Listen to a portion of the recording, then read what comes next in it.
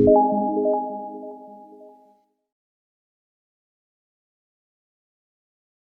all the student of class 8. Today we are discuss about the computer chapter number 2, that is computer threats and securities.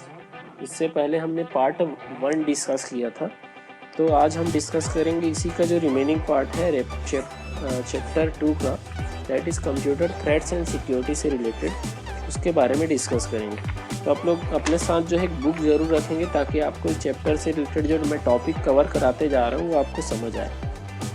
तो चलिए discuss करते हैं next remaining topic. उससे पहले हम discuss कर लेते हैं जो कंप्लीटेड टॉपिक हमने जो इससे प्रीवियस क्लास में जो डिस्कस कर लिया था। क्या क्या डिस्कस किए थे, तो वो था हमारा कि हार्डवेयर थ्रेट्स के बारे में डिस्कस किया था, देन उसके बाद software threats like viruses, Trojan and worms.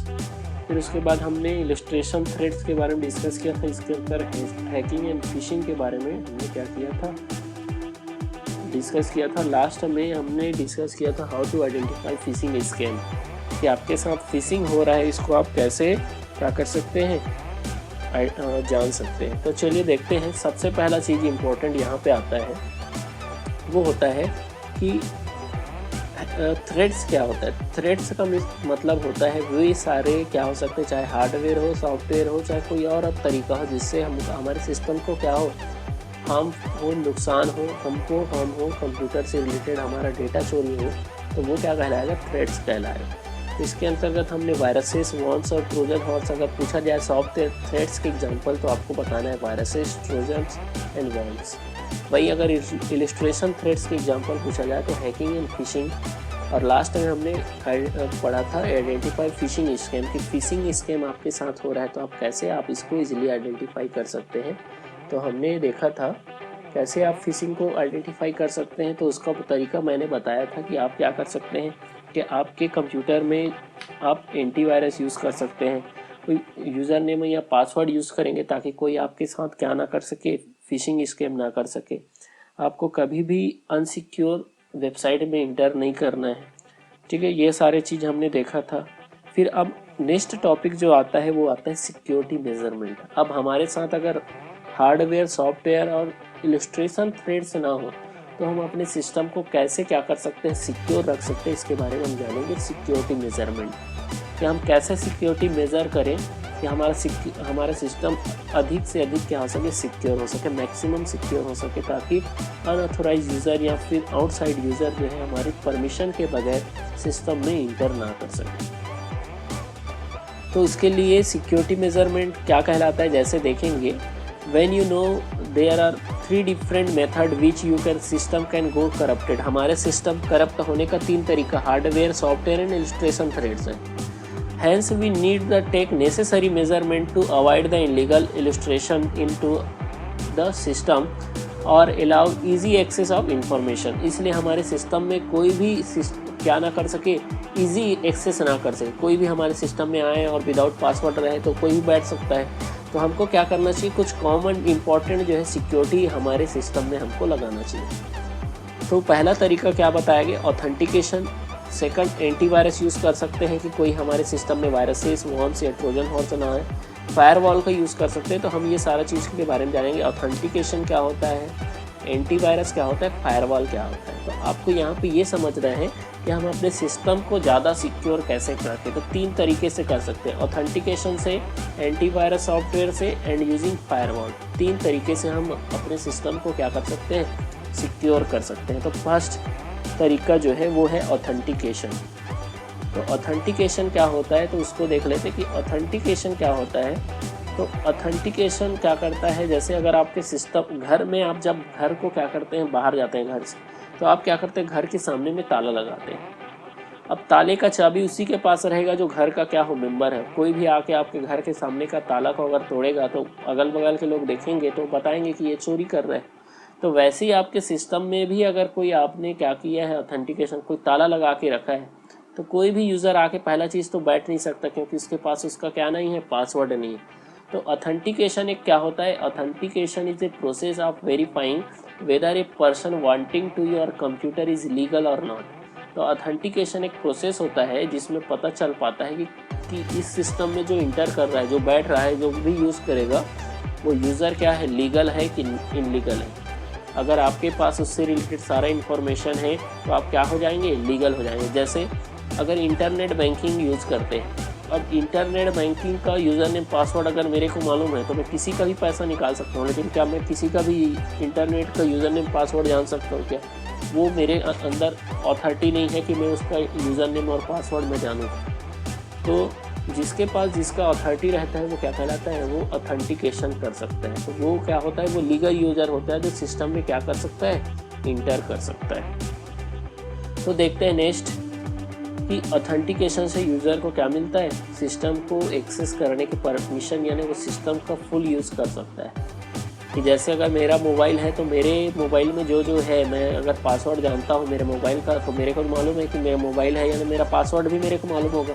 तो मेरे मोबाइल में जो भी ऐप्स है उसको यूज़ करने का राइट्स किसके पास है, मेरे पास है। ठीक है, तो ये क्या कहलाएगा कि इससे पता चल पाता है कि वो यूज़र सही है कि नहीं है। अब देखिए कौन कौन सा जो है different type of authentication method क्या क्या हो सकता है। एक तो पासवर्ड प्रोटेक्शन हो सकता है, सेकेंड बायोमेट्रिक ऑथेंटिकेशन मेथड हो सकता है, फिंगरप्रिंट रिकॉग्निशन टेक्नोलॉजी होता है, फिर वॉइस रिकॉग्निशन टेक्नोलॉजी होता है, फिर होता है इंक्रिप्शन। सारा मेथड जो है बहुत ही ईजी है, हम सारा चीज़ यूज़ करते हैं। पासवर्ड में जैसे आप पासवर्ड प्रोटेक्शन भी यूज़ करते हैं, बायोमेट्रिक भी यूज़ करते हैं, फिंगरप्रिंट भी करते हैं, वॉइस मैचिंग टेक्नोलॉजी भी यूज़ करते हैं, इंक्रिप्शन भी यूज़ करते हैं। लेकिन हमको मालूम नहीं कि हम अपने मोबाइल को या अपने सिस्टम को, आपके मोबाइल भी एक सिस्टम है, तो आप उसको कैसे सिक्योर रख सकते हैं ऑथेंटिकेशन के लिए। तो देखते हैं कैसे। तो फर्स्ट तरीका है पासवर्ड प्रोटेक्शन। तो this is the most common method of authentication that has been used year together, यानी कई सालों से चलते आ रहा है कि हमारे मोबाइल हो या सिस्टम हो, उसको सिक्योर करने का तरीका क्या है। एक तो तरीका है कि हम उसमें क्या कर दें, पासवर्ड डाल दें।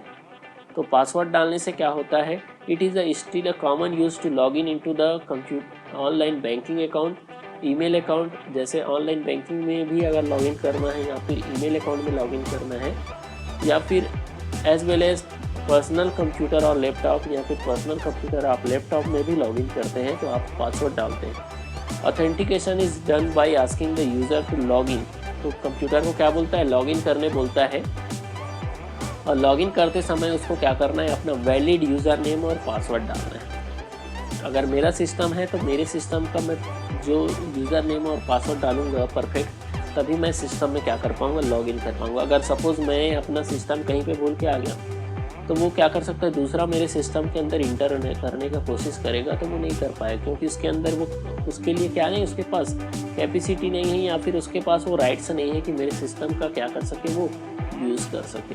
तो पासवर्ड प्रोटेक्शन मेथड जो है ये सबसे बड़ा क्या है, तरीका है कि आप अपने सिस्टम को क्या कर सकते हैं, सिक्योर कर सकते हैं। अब यहीं पे मैं एक चीज़ बोलना चाहूँगा कि पासवर्ड में अभी जो एक जो सर्वे हुआ था उसमें बताया गया था कि वर्ल्ड के लगभग 60 to 70% लोग जो है वो पासवर्ड में क्या यूज़ करते हैं, 1 2 3 4 5 6, यानी इसी कॉम्बिनेशन का यूज़ करेंगे। कोई 1 2 3 यूज़ करेगा, 1 2 3 4 यूज़ करेगा, यानी 1 से लेकर 6 तक का ही यूज़ करते हैं। तो ये इसको बोला जाता है गेसिंग पासवर्ड।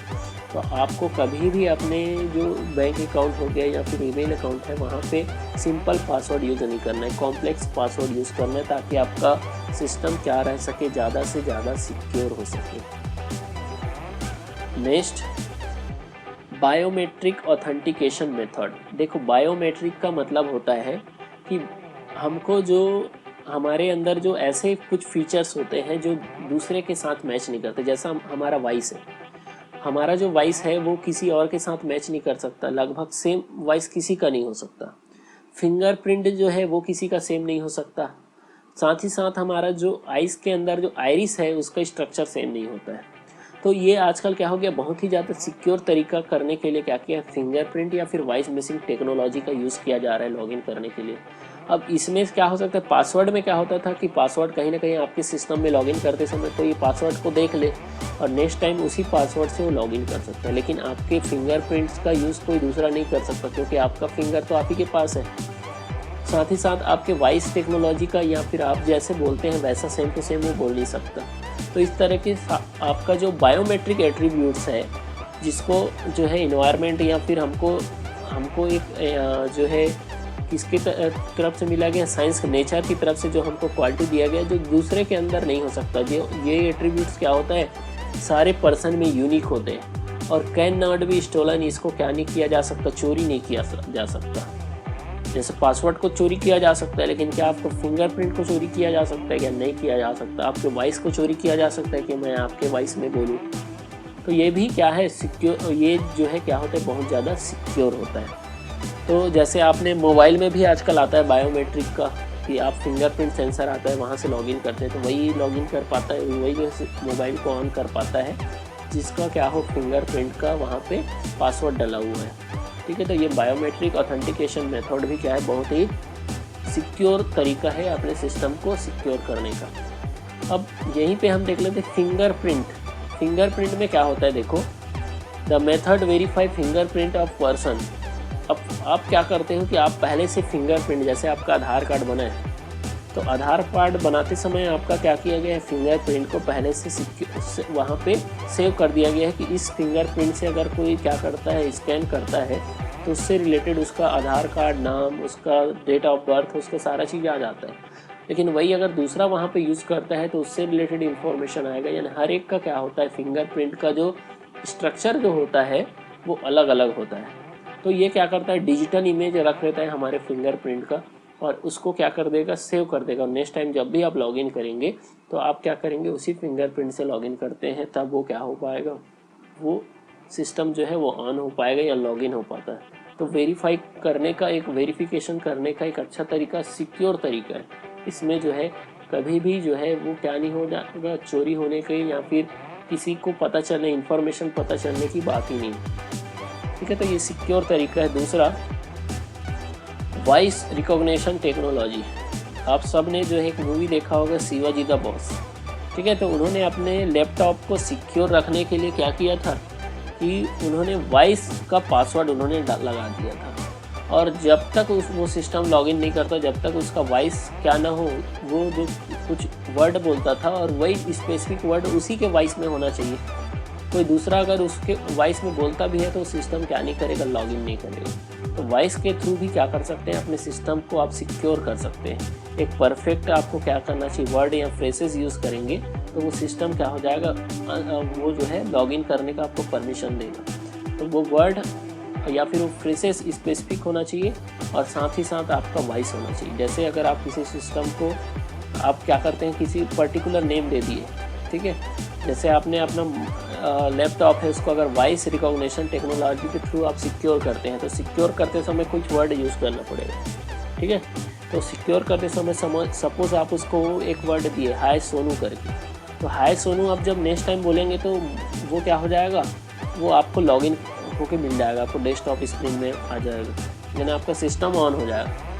वही चीज़ अगर कोई दूसरा हाय सोनू भी बोलता है तो उसका वॉइस का जो टेक्सचर है वो क्या होगा, अलग होगा।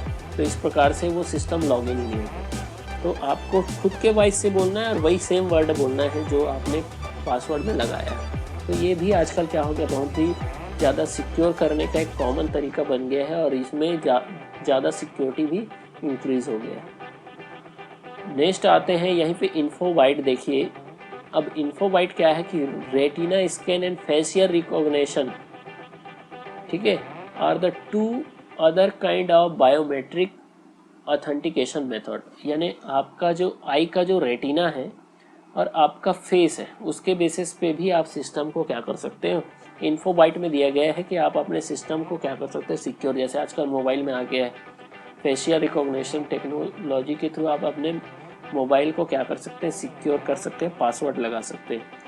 अब जब नेक्स्ट टाइम कोई भी उसके सिस्टम आपके मोबाइल में कोई दूसरे का फेस आएगा तो वो क्या नहीं करेगा, अनलॉक नहीं करेगा जब तक आपका फेस ना आए। तो ये टेक्निक भी है कि आप अपने मोबाइल है या सिस्टम है उसको सिक्योर करने के लिए रेटिना का यूज़ कर सकते हैं या फिर फेस का यूज़ कर सकते हैं। देखिए, ह्यूमन के अंदर दो चीज़ जो है आज तक जो है किसी का सेम नहीं है, वो है एक रेटिना और दूसरा है फिंगरप्रिंट। तो सबसे सिक्योर अगर तरीका मैं मानूँ, वॉइस भी कई बार क्या हो सकता है, सेम हो सकता है, लेकिन रेटिना और जो फिंगरप्रिंट है वो आज तक वर्ल्ड का किसी का भी सेम नहीं है। तो इस कंडीशन में सिक्योरिटी लगाने का सबसे अच्छा तरीका जो है रेटिना स्कैन, या फिर आप फिंगरप्रिंट का यूज़ करके अपने मोबाइल या फिर सिस्टम को सबसे ज़्यादा सिक्योर बना सकते हैं। नेक्स्ट टॉपिक जो है सिस्टम को सिक्योर करने का तरीका है इंक्रिप्शन। अब इंक्रिप्शन क्या होता है कि सपोज़ मैंने क्या किया कि कोई मैसेज सेंड किया, जैसे यहाँ पे दिख रहा है ये मैसेज सेंड किया। अब हो सकता है कि ये मैसेज जो है किसी पर्टिकुलर किसी यूज़र को भेजा जा रहा है। अब भेजा जा रहा है तो अब क्या करेगा, ये ट्रेवल करेगा तो नेटवर्क से होते हुए ट्रेवल करेगा। तो ट्रेवल करता है तो कई सारे हैकर या कई सारे ऐसे यूज़र रहते हैं जो उसके डेटा को चोरी कर लेते हैं। तो चोरी कर लेते हैं तो इससे क्या होता है कि उससे वो सपोज़ कोई इंपॉर्टेंट डेटा या बैंक अकाउंट से रिलेटेड डिटेल सेंड कर रहा था किसी यूज़र को, लेकिन कोई दूसरा उसको यूज़र को उस इंफॉर्मेशन को एक्सेस कर लिया और उसके थ्रू वो क्या कर सकता है, उससे रिलेटेड इंफॉर्मेशन को चोरी करके उससे बैंक अकाउंट से पूरा पैसा निकाल सकता है। तो इसी को सिक्योर रखने के लिए कि ये यूज़र जो है डेटा तो सेंड करेगा, कई सारे हैकर चोरी भी करेंगे, लेकिन चोरी करने वाला जो हैकर रहेगा उसको क्या नहीं मिल पाएगा, वो जो सही डेटा है वो नहीं मिल पाएगा। कैसे नहीं मिल पाएगा, तो देखिए, तो ये टेक्निक है इंक्रिप्शन का, ठीक है। This is a very sophisticated security measurement used to scenario when the security measurement are the extreme. एक कोड लैंग्वेज, अब क्या करते हैं, एक कोड लैंग्वेज का यूज़ किया जाता है। आज जब डेटा सेंड किया जाता है तो एक कोड लैंग्वेज का यूज़ किया जाता है। कोड लैंग्वेज का मतलब कि एक ऐसे कोड में सेंड किया जाएगा, यानी ये समझो कि एक ऊपर से ताला लगा हुआ है, ये दिख रहा है डेटा, तो ये क्या हुआ है कि ये ताला लगा हुआ है, ये इन्फॉर्मेशन जाएगा और उसी के पास जाके ये खुलेगा जिसका ये सही जिसको भेजना जा रहा है। सपोज़ कोई डेटा इसको चोरी भी करता है तो ये उसी लॉक पैटर्न में रहेगा, इसको ओपन भी कर पाएगा तो ये क्या हो जाएगा, करप्टेड फॉर्म में ओपन होगा। तो यही चीज़ दिया हुआ है, एक code language is developed and transmitted to the receiver. ये जो है कोड लैंग्वेज में डेवलप किया जाएगा और ट्रांसमिट किया जाएगा किसको, यूज़र को। और यूज़र क्या करेगा, उसको वो जो डेटा रहेगा वो किसके फॉर्म में जाएगा, इनक्रिप्टेड के फॉर्म में जाएगा। और यूज़र जिसके पास जो जाएगा उसको क्या करेगा, उसको कोड को उसको जो है क्या करेगा, लॉक जो लगा रहेगा उसको क्या करेगा, वो अनलॉक हो जाएगा। जिस यूज़र जो रियल यूज़र रहेगा उसके पास क्या हो जाएगा, अनलॉक हो जाएगा। और कोई अगर इसको दूसरा यूज़र इसको अगर डेटा को एक्सेस करता है तो वो क्या हो जाएगा, करप्टेड फॉर्म में मिलेगा। तो देखिए, जिस कोड में कन्वर्ट करके हम डेटा को सेंड कर रहे हैं उसको बोला जाता है इंक्रिप्शन। और यूज़र के पास जाएगा तो वो क्या रहेगा, लॉक को अनलॉक करने का जो प्रोसेस रहेगा उसको क्या बोला जाएगा, डिस्क्रिप्शन कहलाता है। तो इंक्रिप्शन और डिक्रिप्शन जो टेक्निक है उसमें क्या होता है कि आप जो डेटा या इन्फॉर्मेशन है उसको किस में कन्वर्ट कर दिया गया, एक कोड में कन्वर्ट कर दिया गया और वो उसी के पास जाके ओपन होगा जो लीगल यूज़र है। और वो लीगल यूज़र के पास जो कोड को ओपन करते हैं उसको बोला जाता है डिक्रिप्शन, और जिस कोड में कन्वर्ट किया जाता है उसको बोला जाता है इंक्रिप्शन। तो याद रहे कि इंक्रिप्टेड डेटा को वही ओपन कर पाएगा जो लीगल यूज़र है, और लीगल यूज़र जो इंक्रिप्टेड डेटा को क्या करेगा, अपने रियल डेटा में कन्वर्ट करेगा, उसको बोला जाता है डिक्रिप्शन।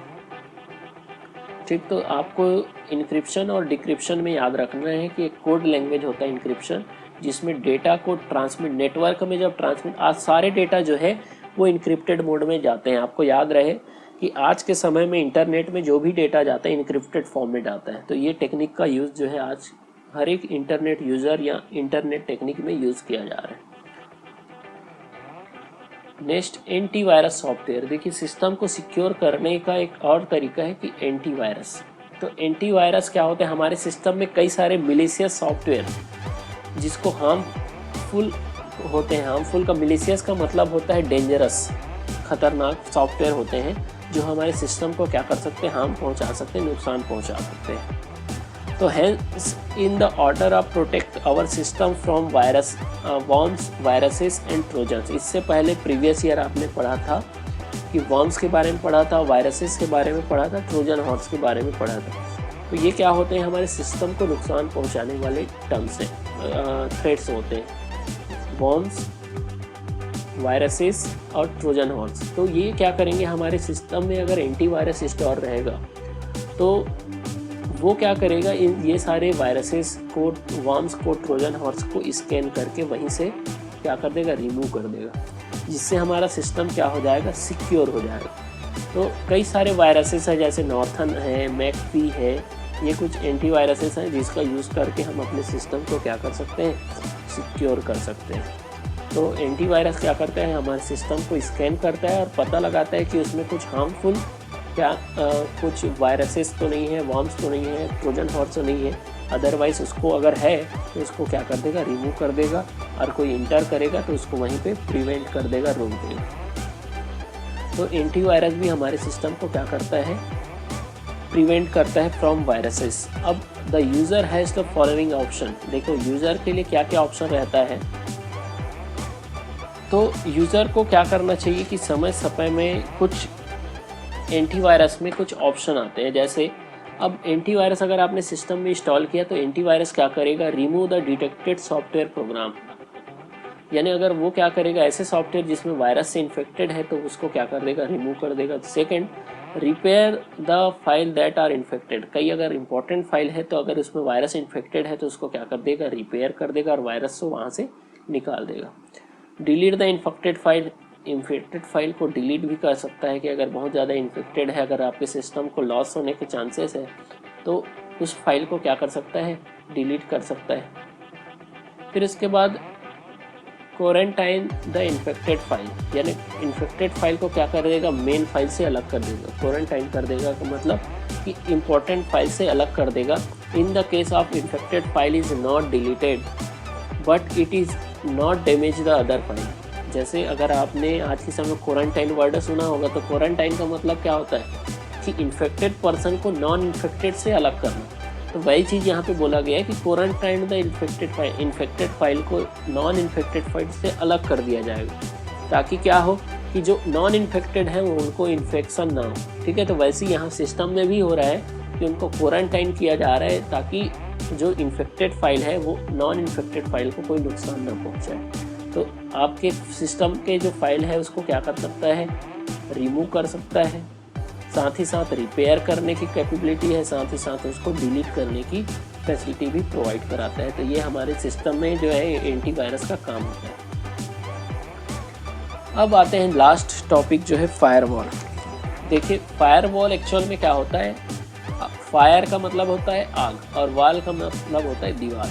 तो एक ऐसा वॉल जो क्या हो, फायर हो, जिस वॉल में क्या हो, फायर हो। लेकिन ये सिस्टम में इसका यूज कब किया जाता है, देखिए कि सपोज फायरवॉल एक क्या होता है, सिक्योरिटी प्रोग्राम होता है। जैसे आपको यहाँ पे दिख रहा है एक सिक्योरिटी प्रोग्राम है। अब ये मेरा नेटवर्क है, ये दूसरे का नेटवर्क है। अब क्या कर सकते हैं कि ये इसमें से पता नहीं मेरे को कौन कैसा यूज़र है, तो हो सकता है कोई यूज़र ऐसा रहे कि मेरा इन्फॉर्मेशन को क्या करना चाह रहा है, चोरी करना चाह रहे हैं। तो ये वॉल जो रहेगा, ये फायर वॉल जो रहेगा वो क्या करेगा, एक ऐसा टेक्निक यूज़ करेगा कि जब भी कोई यूज़र मेरे से इन्फॉर्मेशन मांगेगा तो ये आपसे परमिशन मांगने के लिए एक मैसेज सेंड करेगा। अगर ये फायर वॉल ना रहता तो मेरे पास मैसेज ना आता। तो फायर वॉल क्या करता है, एक मैसेज शो करता है जिससे हमको पता चल जाता है, हम उसी इन्फॉर्मेशन को देंगे यूज़र को जो उसके लिए ज़रूरी है, हम अपना पर्सनल इन्फॉर्मेशन नहीं दे सकते। तो ये फायर वॉल क्या करता है, प्रोटेक्ट करता है फ्रॉम जो है अनऑथराइज यूज़र से। जैसे इसमें कोई ऐसा यूज़र होगा जिसको हम रखना नहीं चाह रहे लेकिन फिर भी वो यूज़ कर रहा है। तो firewall is a powerful security program that guard a computer.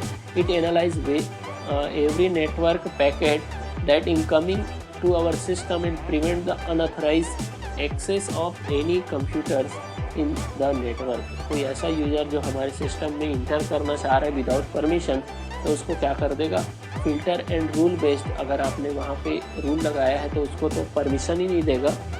ठीक है, तो आप उसमें फ़िल्टर भी लगा सकते हैं या कुछ रूल लगा सकते हैं कि कौन यूज़र मेरे सिस्टम को इंटर करे, कौन ना करे। तो ये फायरवॉल क्या करेगा, हमारे सिस्टम को सिक्योर करने का काम करेगा।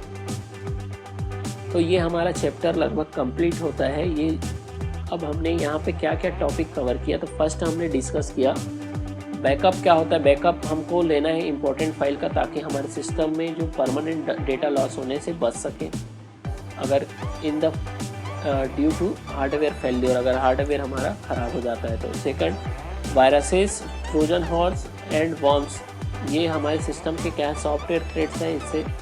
फिर इसके बाद हैकिंग के बारे में पढ़ा कि हैकिंग एक प्रोसेस है जिसमें अनऑथराइज यूज़र हमारे सिस्टम में इंटर कर लेता है। फिशिंग के बारे में पढ़ा कि फिशिंग में क्या होता है कि कोई यूज़र हमारा सेंसिटिव इन्फॉर्मेशन क्या कर लेता है, एक्सेस कर लेता है। थ्रू द फेक ईमेल या फिर इंस्टेंट मैसेज के थ्रू। फिर हमने पढ़ा कि password protection, biometric authentication, fingerprint, voice recognition and different authentication method. ये कुछ ऑथेंटिकेशन के मेथड है जिससे हम अपने सिस्टम को क्या कर सकते हैं, सिक्योर कर सकते हैं। फिर हमने जाना to develop and transmit a code language is called encryption. कि सिस्टम को क्या करने के लिए कि आप अपने सिस्टम को सिक्योर करना चाह रहे हैं तो उसके लिए आप क्या यूज़ कर सकते हैं, इंक्रिप्शन यूज़ कर सकते हैं। फिर हमने जाना कंपनी लाइक कुछ एंटीवायरस के नेम जैसे नॉर्थन है, मैकफी है। और लास्ट में हमने पढ़ा फायरवॉल एक सिक्योरिटी प्रोग्राम है।